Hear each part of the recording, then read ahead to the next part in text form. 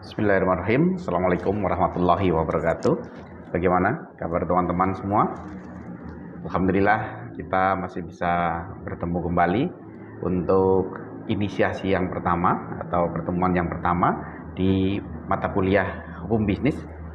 Dan di sini saya akan menjelaskan beberapa yang sudah direncanakan. Yang pertama mungkin kita akan coba mengupas di inisiasi pertama ini adalah pengenalan tentang hukum. Kemudian nanti di kegiatan belajar yang kedua adalah bagaimana kita mengenal hukum bisnis. Jadi yang pertama, teman-teman harus bisa mengenal apa itu definisi atau pengertian dari hukum. Bahwa hukum merupakan suatu keseluruhan peraturan tentang tingkah laku yang berlaku dalam suatu kehidupan bersama yang dapat dipaksakannya dengan suatu sanksi yang bertujuan untuk menciptakan tatanan masyarakat yang tertib dan seimbang. Dan kemudian teman-teman tentunya sering melihat bahwa kebutuhan dari adanya hukum itu adalah untuk perlindungan kepentingan di dalam masyarakat, baik kepentingan pribadi maupun juga kepentingan pihak lain. Nah, di sini untuk sebagai perlindungan kepentingan tentunya adalah mencapai tujuan peraturan kehidupan ya, yang kita bisa sebut juga adalah norma. Itu merupakan perlindungan kepentingan yang ketika tercapai itu dengan adanya peraturan kehidupan yang sering kita sebut dengan norma atau kaidah sosial. Nah, salah satu kaidah sosial dalam masyarakat yaitu kaidah hukum. Kemudian hukum juga harus dibedakan ya dari penerapan hak dan kewajiban yang timbul karena penerapan hukum tersebut dalam suatu peristiwa konkret. Tidak ada hak tanpa kewajiban dan juga sebaliknya, tidak ada kewajiban tanpa hak. Itu merupakan satu paket yang tidak bisa terpisahkan, di mana ketika seseorang mempunyai hak-hak asasi, itu sebetulnya dia juga punya kewajiban asasi. Ya, kita akan masuk seperti apa sih sebetulnya hak. Ya, hak itu memberikan kenikmatan dan kelulusan pada individu dalam melaksanakannya, sedangkan kewajiban merupakan pembatasan atau beban atas kepentingan dari individu itu. Nah, sering kita melihat bahwa kita dilihatkan orang itu akan memperjuangkan yang menonjolkan itu adalah hak-hak asasinya. Tapi kewajiban-kewajiban asasi kepada masyarakat itu jarang disinggung. Sebagai contoh, seorang dia melakukan mencuri atau apa, kemudian dia dipukulin. Nah, dia akan menuntut bahwa dia sudah kepada hak asasinya sudah direnggut sebagai individu karena dimasak. Tetapi perbuatan dia yang mencuri merupakan kewajiban asasinya itu kadang justru terabaikan. Nah, di sini kita harus melihat secara kontekstual. Nah, kemudian dalam fungsinya sebagai perlindungan kepentingan manusia, hukum mempunyai tujuan untuk menciptakan tatanan masyarakat yang tertib dan seimbang. Oke, tertib dan seimbang sehingga fungsi dari hukum sebagai perlindungan manusia ini akan bisa tercapai. Kemudian beberapa literatur kita juga mengenal ada beberapa teori tentang tujuan hukum. Di antaranya ada 3 teori.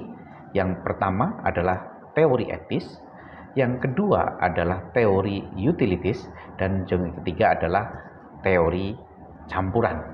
Nah, teori etis itu hanya semata-mata bertujuan untuk keadilan. Ya, jadi mereka akan melihat sesuatu itu untuk keadilannya.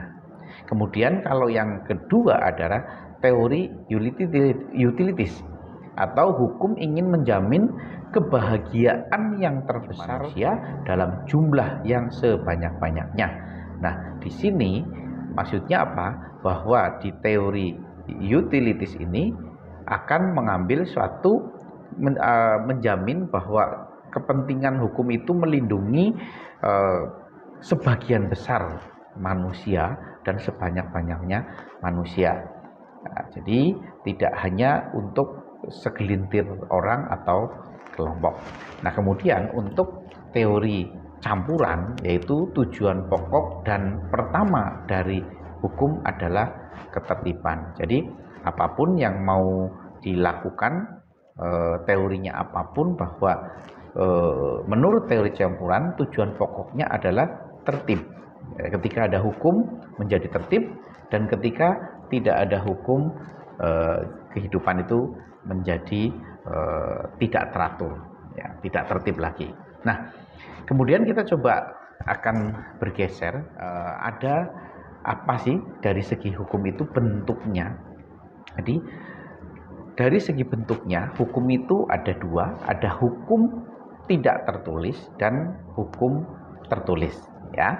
Jadi kalau hukum yang tertulis itu hukum yang ada seperti KUHP, KUHD, itu ya yang tertulis. Kemudian kalau hukum yang tidak tertulis adalah hukum adat atau hukum norma-norma sosial. Nah, itu adalah hukum yang tidak tertulis. Kemudian dari segi isinya itu kita dibedakan, ada yang pertama adalah lex generalis, yaitu hukum berlaku umum dan dasar, ya.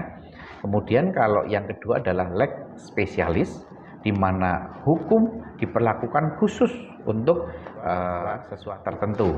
Kemudian kalau yang ketiga adalah lex generalis, yang merupakan dasar dari lex specialis. Jadi sebelum kita masuk dalam hukum khusus, ya, contohnya adalah kitab undang-undang hukum dagang. Nah, itu adalah turunan dari lex generalis atau kitab undang-undang hukum pidana. Nah, ini harus ada korelasinya, sehingga dasar dari yang ketiga, lex generalisasi itu merupakan dasar dari lex spesialisasi. Jadi Bapak Ibu, teman-teman semua, itu untuk pengenalan dari sepintas tentang pengertian hukum.